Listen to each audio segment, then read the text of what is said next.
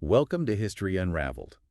Picture this, a late-night safety drill at a sprawling power plant. Seems routine, right? Pretty standard stuff, usually. But what if that routine test spiraled so wildly out of control that it unleashed a silent, invisible enemy, poisoning the land for generations, forever altering the course of nuclear power, and even, seeping into our movies and video games? It's hard to imagine something going that wrong. Exactly. Today, we're plunging into the heart of the Chernobyl disaster. We want to understand not just the nuts and bolts of what happened, but the whole chain of events, the human decisions that led to this global turning point. Absolutely. And this isn't just going to be a cold recounting of facts and figures. It's a story with real human faces, moments of incredible bravery alongside some critical missteps. And the consequences, well, they continue to ripple across the environment and our whole understanding of technology, even today. Over the next little while, we'll be drawing on the wealth of information available, and honestly, the detailed account you can find on the Wikipedia page for the Chernobyl disaster is a great example of that depth to really dissect this pivotal event. We want to pull out the truly significant insights for you. Right. And for you, our listener, who's keen to get the essential knowledge without getting swamped by technical jargon, who loves those aha moments when things just click into place and you suddenly see the bigger picture. That's what this deep dive is all about.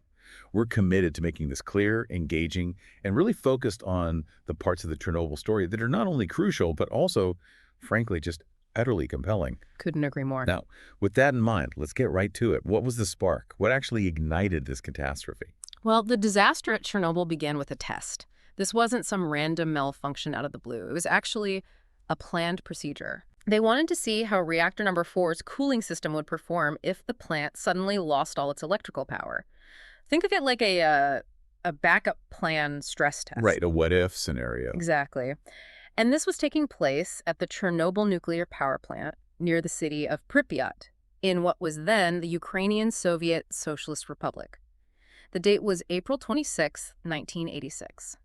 And the time, very early morning, 1:23 a.m. local time. So it wasn't a complete surprise event. The reactor was actually scheduled to be shut down anyway for routine maintenance, right? Correct. And this test, it was originally meant to happen during the day shift on April 25th. Okay. There was even a special team of electrical engineers on site specifically to handle the electrical side of this experiment. But something delayed it. Yeah. And this is where things start to get interesting, maybe unsettling. The plan was to reduce the reactor's power, and that actually started as scheduled on the morning of the 25th. But later that day, another power plant in the region unexpectedly went offline.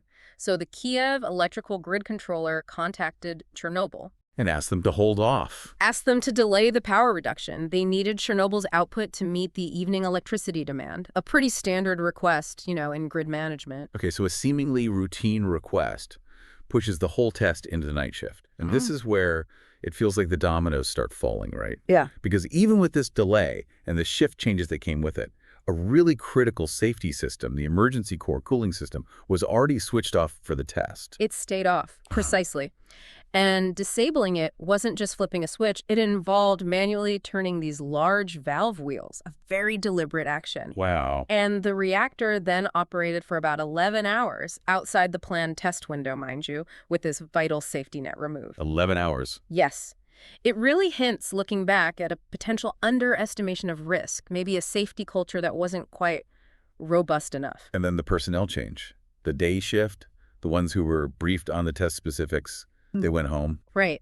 The evening shift came and went, and then the night shift took over around midnight. They had significantly less time to prepare, maybe less familiarity with the exact nuances of this specific test. Who was on duty then? Key figures that night were Anatoly Dyatlov, the deputy chief engineer, basically the guy in charge on the ground, Alexander Akimov, the unit shift supervisor, and Leonid Toptunov, the senior reactor control engineer.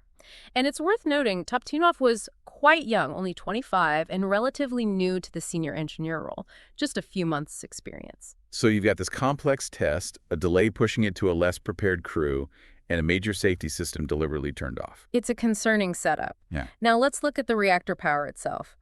The test plan called for reducing power to somewhere between 700 and 1,000 megawatts thermal. Right. They got it down to 720 millibar. Okay, but then the power just kept decreasing unexpectedly. And this is because of something called xenon poisoning. Can you break that down a bit? Yeah, think of xenon-135 as a kind of nuclear ash, a byproduct of the fission process. Normally, at high power, the reactor's neutron flux burns the xenon off as quickly as it's produced. Okay. But when you lower the power significantly, another isotope, iodine-135, which decays into xenon-135, starts building up faster than the reduced neutron flux can burn the xenon away. So the xenon acts like a sponge, soaking up neutrons and slowing the reaction down even more. Exactly. It poisoned the reactor, making it less reactive and much harder to control, especially during power changes. And things got even more complicated when they switched control to the automatic regulator. That's right. One set of regulators, AR1, worked as expected, pulling its rods out to maintain power. But the other set, AR2, seemed to malfunction. Top Tunoff then tried to manually stabilize things. And that's when the power plummeted. Down to around 30 milliW thermal, maybe even less. Just a tiny fraction, like 5% of the minimum power level needed for the test. What caused that sudden drop? Was it Top Tunoff's error or the system? Well, that's still debated a bit. Most accounts suggest Top Tunoff might have made a mistake trying to regain control. Dyatlov, his boss, later blamed a fault in that AR2 system. Okay. But regardless of the exact trigger, the reactor was now in this very low power state. And that low power, of course, made the xenon poisoning even worse. It became incredibly difficult to raise the power back up. So what did they do? They needed more power for the test? They started pulling out control rods, lots of them, manually. This took several minutes. To try and get the reaction going again. Exactly. They eventually managed to stabilize it, sort of around 160 milliW, then nudged it up to 200 milliW. By this point, most of the manual control rods were near their upper limits, almost fully withdrawn from the core. But technically, that was still allowed. Technically, yes. According to the regulations at the time, the configuration with more than the minimum required 15 rods still inserted was considered within operating limits. But it was a dangerous limit to be pushing. Because operating that type of reactor, the RBMK, at such low power is inherently unstable. Highly unstable. The core temperature started fluctuating erratically, the coolant flow wasn't stable, and there were likely significant swings in the neutron flux, the very thing driving the reaction. Alarms must have been going off. Oh, yeah. The control room started getting a cascade of warnings. Low water levels, pressure issues in the steam separator drums. This led to rapid injections of feed water, relief valves popping open. The whole system was jittery, teetering. And yet, they pressed on with the test. They did. Preparations continued. And to try and maintain that fragile 200 milliW power level, they actually turned on 2 additional main circulating pumps. The pumps that push the cooling water through, why add more? Well, more pumps mean more coolant flow. But here's the critical part. Increasing the water flow cooled the core slightly and, crucially, reduced the amount of steam bubbles, the voids, in the cooling water. Okay, less steam. And water is better at absorbing neutrons than steam is. So by reducing the steam voids, they were inadvertently decreasing the reactivity again, making it even harder to keep the power up. They're fighting against themselves, in a way. In a sense, yes. And their response to this? To compensate. They pulled out even more manual control rods. Oh boy. It was around this point, it's believed, that the number of control rods effectively inserted in the core dropped below that critical minimum safety requirement of 15. And they wouldn't have known for sure. There was no clear indicator. That's a major design flaw of the RBMK at the time. No instrument showed the real-time operational reactivity margin, basically, how much effective control rod worth was actually inserted. They were operating blind in a critical parameter. Flying blind in a reactor that was becoming increasingly unstable. Precisely. They were making these adjustments without full information.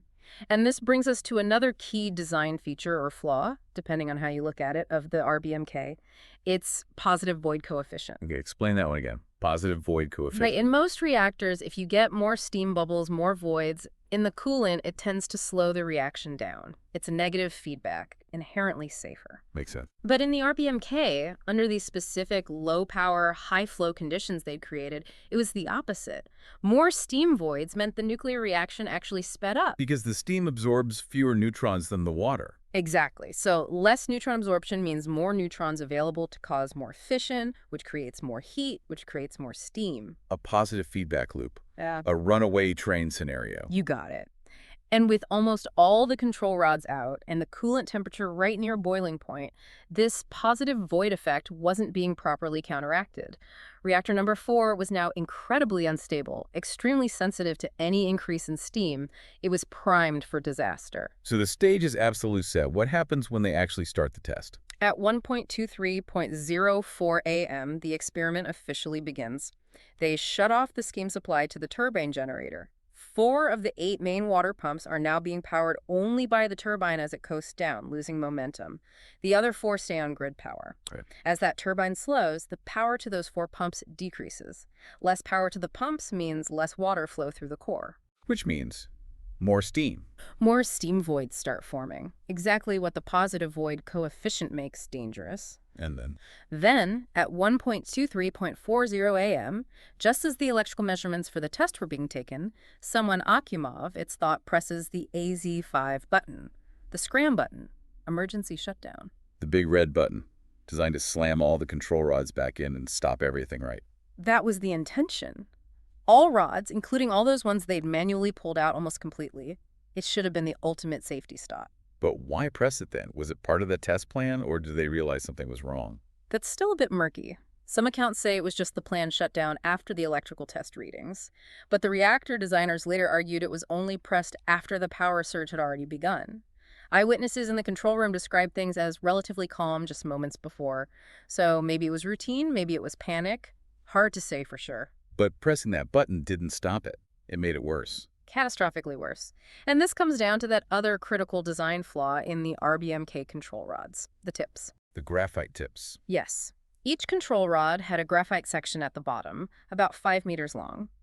When the rod started inserting from the top during the scram, this graphite tip initially displaced the neutron-absorbing water in the lower part of the core, with neutron-moderating graphite. Wait, so instead of immediately absorbing neutrons and slowing the reaction, putting the rods in actually increased the reaction rate at the bottom of the core first. Precisely. The positive scram effect. It's like hitting the accelerator just before you slam on the brakes. For a critical few seconds, it boosted reactivity where it was already becoming unstable. Had they ever seen this before? Was this known? It wasn't entirely unknown. A similar, less severe power spike during rod insertion had happened at another RBMK plant, Ignalina, back in '83.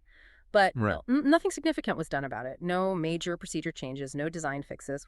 The official IAEA investigation later, in SAG 7, basically said there is this widespread, deeply ingrained belief among operators and even some designers that the specific combination of conditions needed for this positive scram effect to be truly dangerous. Well, they thought it would just never happen in reality. But it did. At Chernobyl. Tragically, yes. In the lead-up to the test, they had inadvertently created almost exactly those conditions. So AZ5 is pressed. The rods start going in. Graphite tips displace water. What happens in the core? An enormous, uncontrolled power surge. Just seconds after the scram starts, the core overheats incredibly rapidly. The intense heat likely caused some fuel rods to fracture, maybe even bend or jam, possibly blocking the control rods from inserting fully. How high did the power go? Within about 3 seconds, the recorded output surged past 530 milliW, but that was just the beginning. The instruments couldn't keep up. Later simulations suggest the power might have spiked to an unbelievable 30,000 milliW thermal, maybe even higher, 10 times the reactor's design limit, possibly much more. 30,000. Unimaginable energy release in seconds. This caused a massive, rapid increase in fuel temperature and steam pressure inside the fuel channels. The zirconium cladding around the fuel failed. The fuel itself fragmented, mixing with the superheated water, rupturing the pressure tubes. And then the explosions. The first one, likely a massive steam explosion. All that pressure from the destroyed fuel channels had to go somewhere. It blew outwards, ripping apart the reactor's steel casing, the structure. And unbelievably, it blew the 2,000-ton upper biological shield, the reactor lid, straight up through the roof of the building. People heard that one. Oh, yes. Reports from Pripyat mention hearing a powerful blast. And that wasn't the end of it. No. That first blast ruptured even more fuel channels, severed coolant lines. The remaining water flashed instantly to steam, causing another power surge, more heat. And then the second explosion. 2 or 3 seconds later, even more powerful. This one seems to have involved hydrogen, possibly generated from the reaction of steam with hot zirconium and graphite. It effectively disintegrated the reactor core, dispersed it, and thankfully terminated the runaway chain reaction. But it blew everything open. Completely obliterated the reactor building structure. And critically, it ejected huge chunks of burning graphite moderator, intensely radioactive, out onto the surrounding buildings and the grounds. And that burning graphite, that was a huge source of the contamination spread. A massive source. Exposed to air, it just burned like coal, carrying those radioactive particles high into the atmosphere on the smoke plume, along with the pulverized fuel, of course, the force of that second blast. Estimates put it around the equivalent of 225 tons of TNT. Just devastating. What was this scene like immediately after? Chaos. Utter chaos. And confusion. Firefighters from Pripyat and the plant's own fire station started arriving around 2:00 a.m. There are these chilling eyewitness accounts. One firefighter described seeing glowing chunks of graphite scattered everywhere. Not knowing what it was, he apparently kicked some pieces aside. Oh, God. They didn't realize the danger. Not immediately. Not the radiation danger. Another firefighter reportedly picked up a piece, remarked how hot it was. There was a profound lack of understanding of the invisible threat, even among some plant staff initially, and incredibly, some of the first fire trucks actually ran out of water. What were they trying to do first? The absolute priority was putting out the fires on the roof of the adjacent turbine hall and around the destroyed Reactor 4 building. They had to prevent the fire spreading to Reactor number 3 next door, which was still operating initially. Did they manage that? Those initial roof fires were mostly extinguished by about 5:00 a.m., but the cost was horrific. Many of those first responders, the firefighters on the roof, received massive, fatal radiation doses. And the fire inside the reactor core itself? That kept burning intensely for nearly 2 weeks until about May 10th. It's estimated maybe half, or even more, of the graphite moderator eventually burned away. I remember hearing about helicopters dropping sand and lead. Did that put out the core fire? That was the official story for a long time. Thousands of helicopter sorties dropping tons of sand, clay, boron, lead. But later analysis, including photos showing the drops missing the reactor shaft, suggests that virtually none of that material actually reached the core melt itself. So those pilots risked immense radiation exposure for nothing. It seems largely ineffective for the core fire, yes. An estimated 600 pilots were involved in those incredibly dangerous flights. It's a sobering thought. You mentioned firefighters feeling strange sensations. Yes, truly harrowing accounts. One described radiation having a taste of metal, feeling pins and needles on his face. Chillingly similar to descriptions from earlier criticality accidents, like Louis Slotin's experience during the Manhattan Project. And this radioactive cloud. People saw it. They did. The explosions and the fire ejected hot particles, fuel fragments, fission products high into the air. Local residents reported seeing this unusual cloud drifting from the plant. They had no idea what it truly represented. And radiation levels right near the reactor. Off the charts. Instantly lethal in some areas. We'll talk more about the wider spread later, but the immediate vicinity was incredibly dangerous. And amidst all this, of course, the Soviet authorities launched an investigation to figure out what went wrong, though the full picture wouldn't emerge for some time. So the immediate aftermath shifts into crisis management. Fairly quickly, relatively speaking, they established an exclusion zone. About 36 hours after the accident, a 10-kilometer radius zone was declared. 10 kilometers. How many people did that affect initially? Around 49,000 people were evacuated, mainly from the city of Pripyat, right next to the plant, and nearby villages. But that zone got bigger later, right? It did. As the scale of the contamination became clearer, the zone was expanded to 30 kilometers. That meant evacuating about another 68,000 people, a huge displacement. And there was this massive fear about the reactor core melting down further. Yeah. Like melting into the ground. A huge fear. The China syndrome scenario, essentially. The government commission overseeing the response was deeply concerned that the molten core material, this super hot mix of fuel and melted structures, could burn its way down through the building's foundations and contaminate the groundwater. That would have been an even bigger catastrophe, potentially poisoning water supplies for millions. How did they try to stop that? One of the big concerns centered on these large pools of water located beneath the reactor building. They were called bubbler pools, part of the original safety design meant to condense steam during certain accidents. Okay. But now the fear was that if the molten core material, which was over 1,200 degrees Celsius, melted through the floor and hit that water. Boom, another massive steam explosion. Exactly, or at least a huge release of radioactive steam spreading contamination even further. It was a terrifying possibility. So they had to get rid of the water. They decided they had to drain the pools. This was a really dangerous operation. Miners were brought in to tunnel underneath. Workers had to open valves in high radiation areas. It took until about May 8th, but they managed to pump out around 20,000 tons of water. Did it work? Did it prevent the explosion? Well, the fear turned out to be somewhat unfounded, luckily. It seems the molten material, this lava-like stuff called corium, actually started dripping into the pools before they were fully drained. Oh. And what happened? Instead of a violent explosion, the water actually cooled the corium relatively quickly. It solidified into this porous, pumice-like ceramic material. Some of it even floated, so draining the pools was probably still prudent, but the immediate catastrophic explosion risk from that specific interaction didn't materialize. Was there another plan? I heard something about freezing the ground. Yes, that was another quite ambitious idea. They considered injecting liquid nitrogen deep into the soil beneath the reactor foundation. To create like a frozen barrier. Exactly. Freeze the earth solid to prevent any contaminated water leaking down and also to help stabilize the foundations of the heavily damaged building. They actually started drilling using oil well equipment. The plan was to freeze a huge volume of soil down to -100 Celsius. Wow. Did they do it? They started, but the plan was scrapped fairly quickly. Why abandon it? Seemed like a solid idea. Pardon the fun. A few reasons. Firstly, air temperatures were dropping naturally as spring went on, which helped cool things. Secondly, assessments suggested the main fuel melt had stopped progressing downwards. And crucially, they later figured out the molten fuel hadn't just stayed in one blob. It had flowed downwards through multiple floors, some even reaching ground-level streams. This meant the specific location targeted for the underground freezing wasn't necessarily where the biggest risk was anymore. The underground channel they'd started digging was eventually just filled with concrete to reinforce the foundation instead. Okay, so immediate meltdown averted, water drained. What about all the radioactive debris scattered everywhere? A monumental cleanup task. Just on the roofs around Reactor 4, estimates were around 100 tons of highly radioactive graphite blocks and reactor fragments.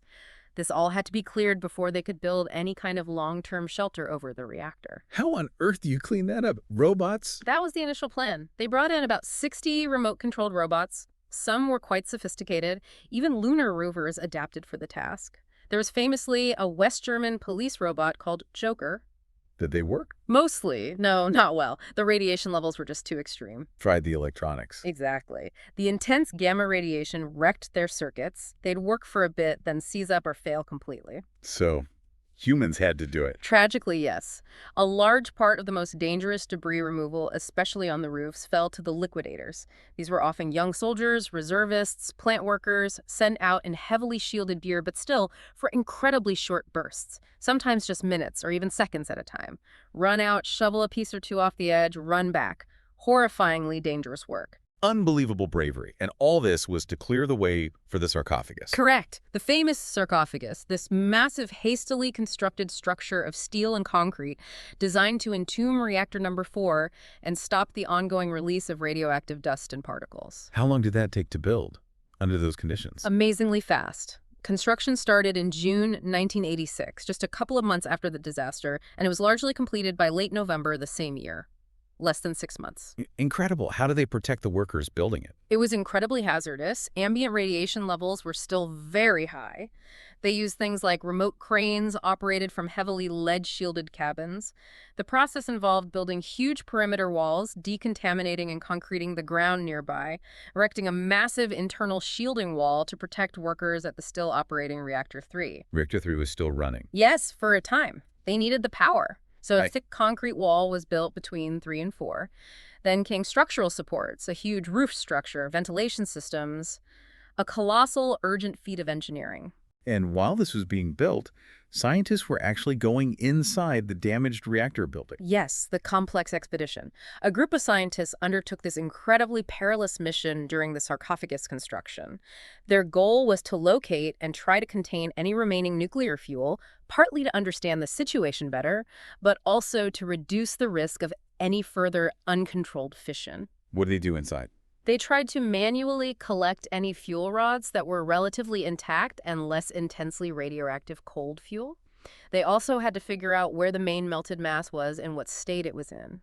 This involved drilling long boreholes through concrete and debris and inserting detectors, all while facing very high radiation doses. And this is when they found the elephant's foot. Exactly. In December 1986, using a remote camera pushed through one of these boreholes into a basement area beneath the reactor core, they discovered it. Describe it. What did it look like? It was this massive black, glassy formation, maybe over 2 meters wide, flowing down the wall and pooling on the floor. It had this wrinkled, folded texture, vaguely resembling, well, an elephant's foot. And it was. Incredibly radioactive. It was a solidified mass of melted sand, concrete, and nuclear fuel, the corium, that had melted through the reactor vessel. Just standing near it for a few minutes would have been lethal. They saw the concrete beneath it was still steaming hot. They also found other solidified lava flows and strange crystalline formations, which they named Chernobylite. Did finding it tell them anything important? Yes, crucially, its solidified state, along with other measurements, confirmed that the runaway nuclear chain reaction had definitely stopped. There was no risk of another immediate nuclear explosion from the melted fuel itself. It was contained, in a sense, but still incredibly dangerous. That original sarcophagus, built so quickly, it wasn't meant to last forever, was it? No, definitely not. It was an emergency measure. Its projected lifespan was only about 30 years, and it started showing signs of decay much sooner. There was a collapse. Yes. In 2013, a section of the roof in the adjacent turbine hall, which was structurally linked to the sarcophagus, collapsed. It wasn't the main containment, but it caused a new release of radioactive dust and forced a temporary evacuation. What caused the collapse? Just age. A combination of things, apparently. Poor quality repairs done over the years, water intrusion, corrosion, and just the general aging of the structure under harsh conditions. Experts had been warning for years that the whole sarcophagus was becoming unstable, nearing potential collapse itself. So they needed a better, more permanent solution. Absolutely. This led to a major international effort. The Chernobyl Shelter Fund was established back in 1997, pooling resources from many countries to design and build a truly long-term confinement structure. And that's the giant arch, the new safe confinement. That's the one, an absolutely incredible piece of engineering. It's this colossal arch-shaped hangar made of steel. Huge, 105 meters tall, over 250 meters wide. How did they build it over the top of the old sarcophagus? That's the ingenious part. They built it nearby, in a less contaminated area, assembling it section by section on massive rails. Then, very slowly and carefully, in November 2016, they slid the entire structure over the old sarcophagus. Slid it into place. Yeah, a monumental feat.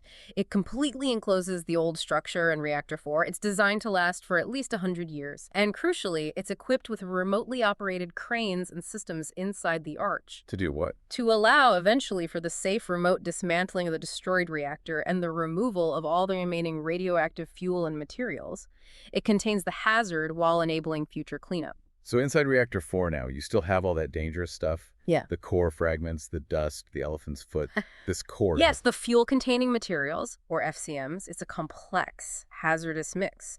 Scientists actually identified 3 main types of this corium lava in the basement areas, with slightly different compositions depending on what melted together: fuel, cladding, steel, concrete, sand. Is it stable now? Or is it still changing? That's been a big question. Initially, there were real concerns. Some early predictions suggested the intense self-irradiation from the decaying fuel might cause the ceramic-like corium to break down relatively quickly, maybe even turning into a fine, easily dispersed powder. That would be bad. Spreading contamination again. Very bad. But thankfully, more recent research suggests the degradation is actually much slower. The rate at which uranium and other radioactive elements leach out when exposed to water seems quite low. The lava is proving more resistant than first feared. But it is degrading. You mentioned the elephant's foot softening. Yes, there were reports around 2021 indicating significant degradation in some areas. The elephant's foot itself was apparently becoming much more fragile, almost crumbling, sandy in texture in places. So it's not inert, it's still evolving. And what about water getting in? Rainwater, is that still a risk? It is. Water acts as a neutron moderator. If enough water collects around the remaining fuel materials, it could theoretically increase the rate of spontaneous fission, maybe even risk a localized self-sustaining reaction, a criticality event. How do they manage that? They've periodically sprayed neutron-absorbing solutions, like gadolinium nitrate, onto the debris piles, but there was a weird development between 2017 and late 2020. What happened? As water levels in one particular subreactor room actually dropped due to evaporation or drainage, the neutron detectors nearby showed a surprising increase, a doubling in neutron activity. Increase. Shouldn't less water mean less moderation, less activity? That's what you'd expect. It indicated something complex was happening, maybe related to the changing geometry of the fuel debris as the water receded. It raised concerns again about potential criticality and definitely complicates future cleanup plans. Is there a solution? The potential plan involves using robots to drill into these fuel masses and insert solid neutron absorbers, like boron carbide rods. However, by early 2021, the plant officials reported that this unexpected rise in neutron activity had leveled off, at least for the time being. It's something they're monitoring very closely. Okay, that's reactor 4. What about the fuel from the other reactors, 1, 2, and 3? They all shut down eventually. Where did all that spent fuel go? Initially, it was all stored underwater in cooling ponds at the Chernobyl site itself, as is standard practice. Over time, most of this fuel was transferred to an interim storage facility called ISF-1. Was that straightforward? Not entirely. A lot of the fuel assemblies, especially from Units 1 and 2, had been damaged during operation over the years, so they needed special handling. It was a complex, multi-stage process that wasn't fully completed until June 2016. But ISF-1 was interim storage. They needed something permanent. Exactly. A much larger long-term facility was needed, not just for the spent fuel, but also for all the radioactive waste that would be generated during the eventual decommissioning of Units 1, 2, and 3. This led to the ISF-2 project. Another big international project. Yes, and it had its own challenges. The initial contract ran into technical problems and delays. Eventually, a new contract was awarded to an American company, Holtec International. ISF-2 was finally completed and commissioned in August 2017. What's ISF-2 like? It's huge. Apparently the world's largest dry storage facility for spent nuclear fuel. It's designed to hold over 21,000 RBMK fuel assemblies for at least 100 years. How does dry storage work? It has a processing facility where the long RBMK fuel assemblies are cut into shorter segments. These segments are then dried and placed inside special double-walled stainless steel canisters. The canisters are welded shut and filled with an inert gas, like helium, to prevent corrosion. Then these massive sealed canisters are stored vertically in heavily shielded concrete modules on site. It's considered a very safe, passive, long-term storage method. Let's talk about the wider contamination. How large an area was affected? It was truly vast. Significant contamination, meaning levels requiring intervention or monitoring, affected about 100,000 square kilometers. That's an enormous area. Where's the worst of it? The most heavily contaminated zones were, unsurprisingly, closest to the plant in Belarus, Ukraine, and parts of Russia. But detectable levels spread much, much further. Right across Europe. Pretty much all of Europe saw some level of fallout, maybe except for Spain and Portugal. It was detected clearly in Scandinavia. Sweden and Finland were among the first to raise the alarm internationally. It really was a transboundary disaster. I heard something about the Soviets making it rain deliberately. Cloud seeding. Yes, that happened. In the days following the accident, the Soviet Air Force flew missions over parts of Belarus, seeding clouds with materials like silver iodide. Why? The goal was to trigger rainfall over less populated areas, hoping to wash the radioactive particles out of the atmosphere before the clouds drifted towards major cities like Moscow. Did it work? What was the result? It did cause rain. Residents in the city of Gormel, Belarus reported heavy, black-colored rain falling. It effectively concentrated the fallout in those seeded areas. It's estimated that Belarus ultimately received something like 60% of the total contamination that fell on the former Soviet Union. A huge burden. But did contamination stay within those 3 countries? Not entirely. A significant 2006 study, the Torsier report, suggested that maybe up to half of the volatile radioactive particles, things like iodine and cesium that travel easily, actually landed outside Ukraine, Belarus, and Russia, carried far by the winds. Where else was significantly affected? There was a notable zone of contamination in Russia, south of Bryansk, and parts of northwestern Ukraine, obviously. Some studies estimated over 1 million people lived in areas significantly affected by the fallout outside the immediate exclusion zone.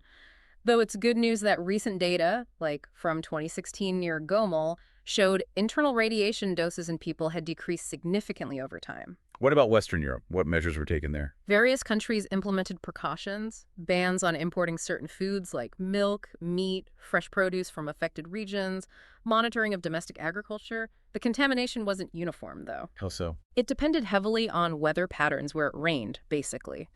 Mountainous regions often got higher localized doses. Places like the Alps, the Welsh Mountains, the Scottish Highlands. Radioactive particles got washed out of the air onto the higher ground. Groundwater contamination also became a localized issue in some spots. And forest fires in the exclusion zone, is that still a problem? It's a persistent concern, yeah. Trees and plants in the zone have absorbed decades' worth of radioactive cesium from the soil. When those forests burn, which they do periodically, It releases the cesium back into the air. exactly, in the smoke and ash. It can then be carried by wind again, potentially recontaminating areas or posing an inhalation risk nearby.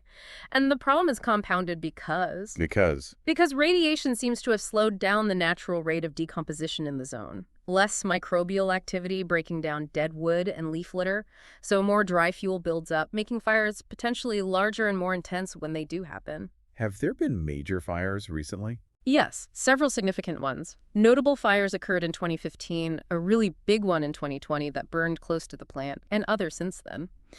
The IAEA monitors these events, and generally their assessments conclude the fires haven't posed major radiation risks to people outside the immediate fire zones, but it's definitely something that needs ongoing management. Despite all this, people actually visit the exclusion zone as tourists. Surprisingly, yes. Limited guided tours actually started way back in 2002. Interest picked up after the STALKER video games came out in 2007, which are set in a fictionalized version of the zone. But the big boom was after the HBO series. Absolutely. After the Chernobyl miniseries aired in 2019, tourism just exploded. That year, nearly 125,000 people visited the zone. Wow. Did Ukraine encourage this? To some extent, President Zelensky actually announced plans back then to officially designate Chernobyl a tourist attraction, hoping to regulate it better and maybe develop some infrastructure. But experts, like Dr. Steenlin from Georgetown, advise caution for visitors. Simple stuff, really. Wear disposable outer layers, don't touch plants or sit on the ground, don't eat or smoke outdoors in the zone. Basic radiation hygiene. Is tourism still happening now? It rebounded a bit after the initial COVID slump in 2021. But then, in early 2022, the Russian invasion of Ukraine began. There was fighting within the exclusion zone. Russian forces occupied the plant for a time. Since then, the zone has been closed to tourism. As of mid-2024, it remains closed to visitors. And beyond the zone itself, are there still ongoing recovery efforts? Oh, yes. Numerous international and national programs continue to monitor the environment, study the long-term health effects, manage contaminated areas, and support the affected communities.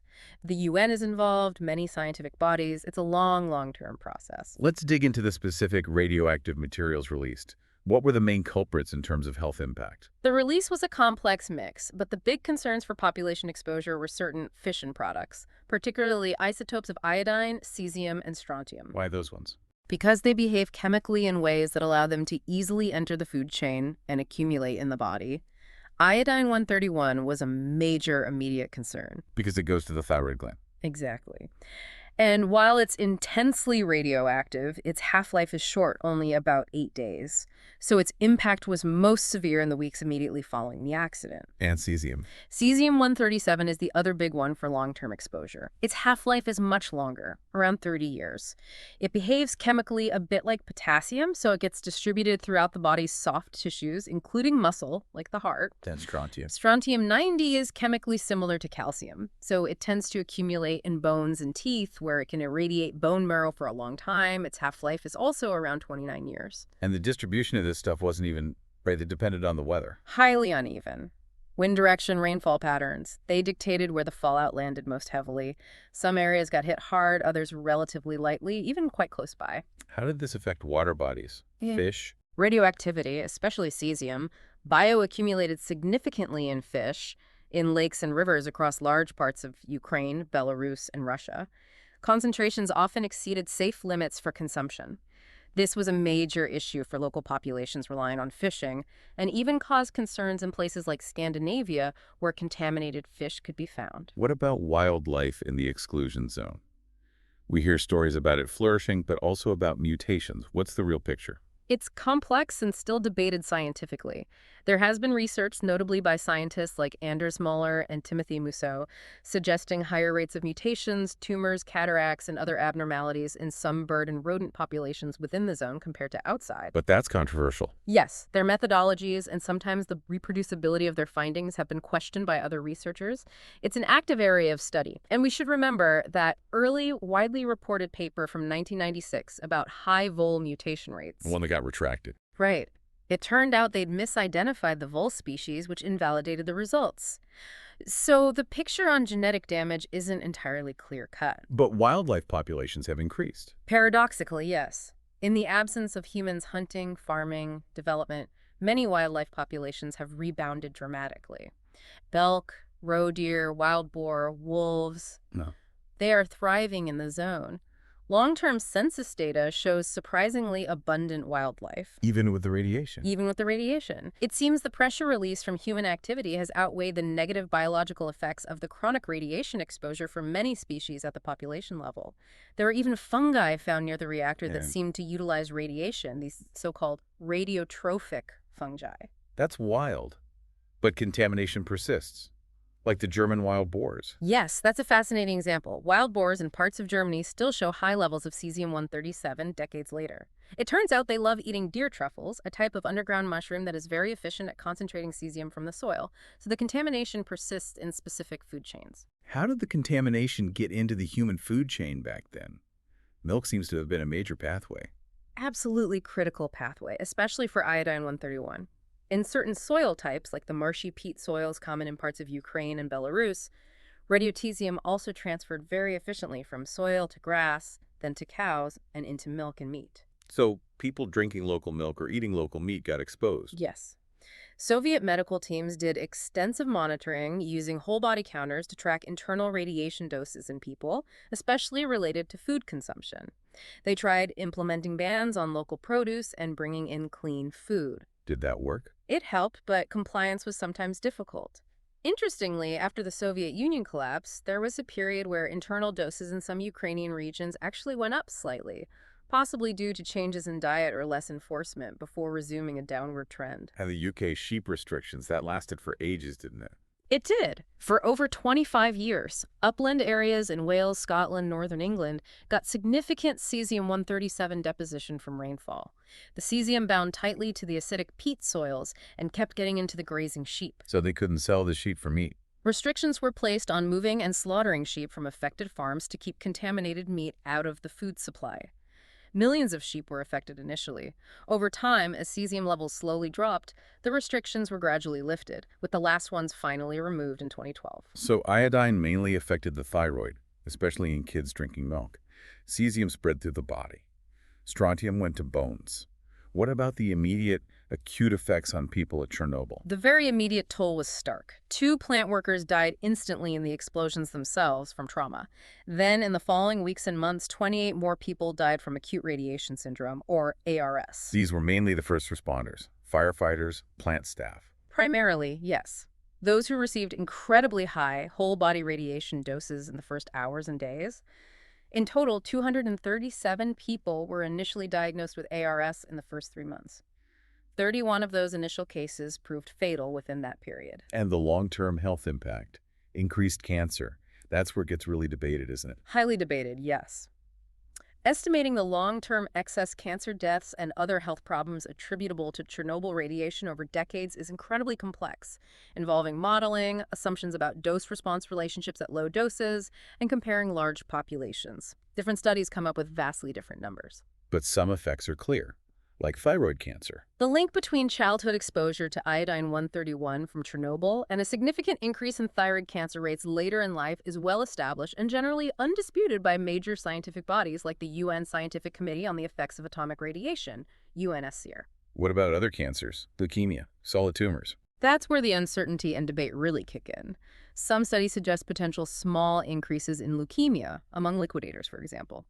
Other studies looking at large populations find no statistically significant increase in overall cancer mortality or incidence that can be definitively linked to Chernobyl radiation beyond the thyroid cancers. The doses received by the general population outside the most contaminated zones were generally quite low, making effects hard to detect against background cancer rates. There was that one book, though, that claimed huge numbers of deaths, the Yablokov book. Yes, the 2007 Russian publication, Chernobyl, Consequences of the Catastrophe for People and the Environment by Yablokov and the Nestorenkos, it was translated into English in 2009. And it claimed nearly 1 million premature deaths. It did, yes. Around 985,000 premature deaths between 1986 and 2004 attributed to Chernobyl fallout.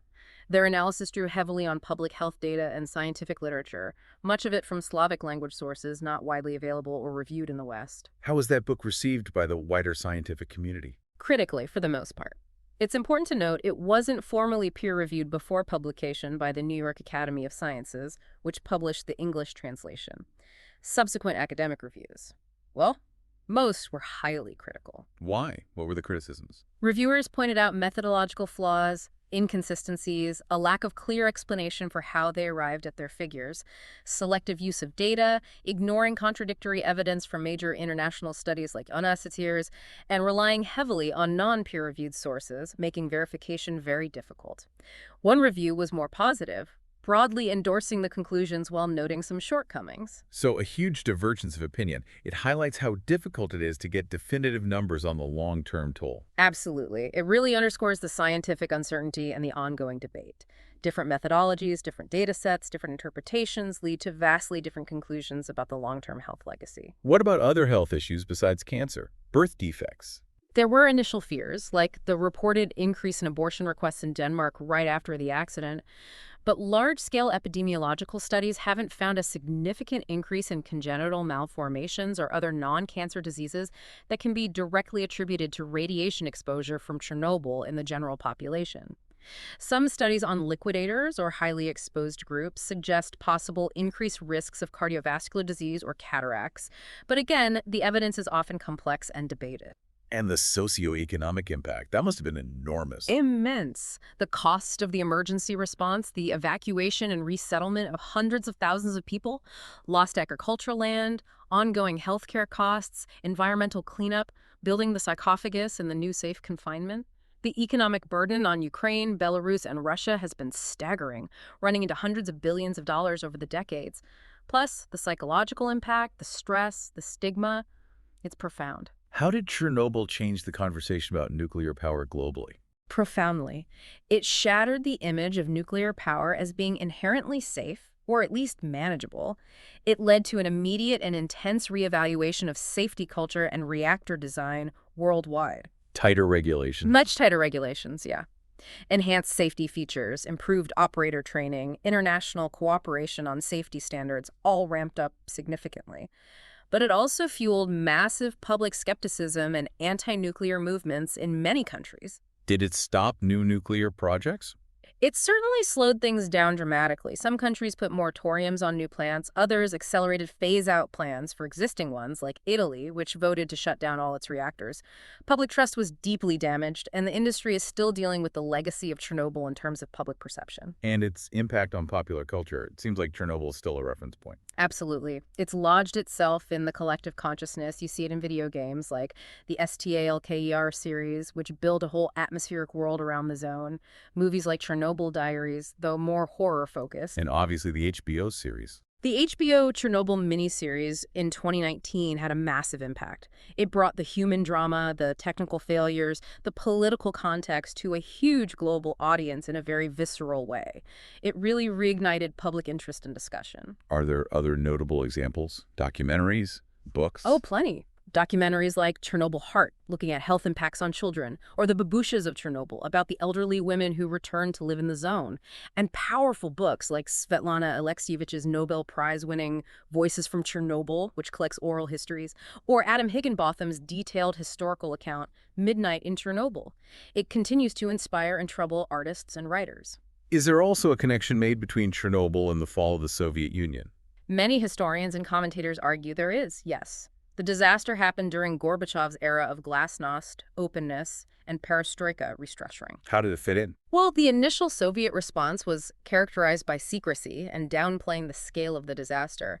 They didn't even officially acknowledge it to the outside world for several days until radiation alarms went off in Sweden. Right. When the truth eventually started coming out, the scale of the incompetence, the design flaws they knew about, the flawed response, it severely damaged the credibility and authority of the Soviet state, both domestically and internationally. It exposed deep systemic problems. Some argue it accelerated the loss of faith in the system and contributed, alongside many other factors of course, to the atmosphere that led to the Soviet Union's dissolution a few years later in 1991. So, wrapping this deep dive up, what are the key takeaways we should hold on to? I think, first, it's that devastating confluence of factors. A fundamentally flawed reactor design, compounded by critical operator errors under pressure, all within a system that lacked a truly robust questioning safety culture. It wasn't just one thing. Then the immediate aftermath. The incredible heroism, yes, but also the terrible human cost, especially for those first responders who sacrificed themselves, often unknowingly at first. And the environment. The long shadow of contamination, vast areas affected, persisting for decades, even centuries for some isotopes, and the monumental ongoing challenge of containing the source and managing the waste. It's a task that will continue for generations. And finally, its wider impact. Yeah, how it fundamentally shifted the debate on nuclear power, reshaped safety standards, and how it continues to resonate in our culture, reminding us of the potential consequences when complex technology goes wrong. It really is a complex and sobering story. This deep dive really underscores the awesome power we deal with in advanced tech, doesn't it? And the absolute non-negotiable need for safety, for transparency, for taking responsibility. At 38 years on, you look at the exclusion zone. Nature returning, wildlife thriving in some ways. But still, this invisible legacy of radiation, this testament to that moment, makes you wonder, what does that enduring silence, punctuated by birdsong but underpinned by radioactivity, really tell us about our relationship with the powerful tools we create? And maybe, looking forward, as we develop new powerful technologies, what's the one lesson from Chernobyl we absolutely cannot afford to forget?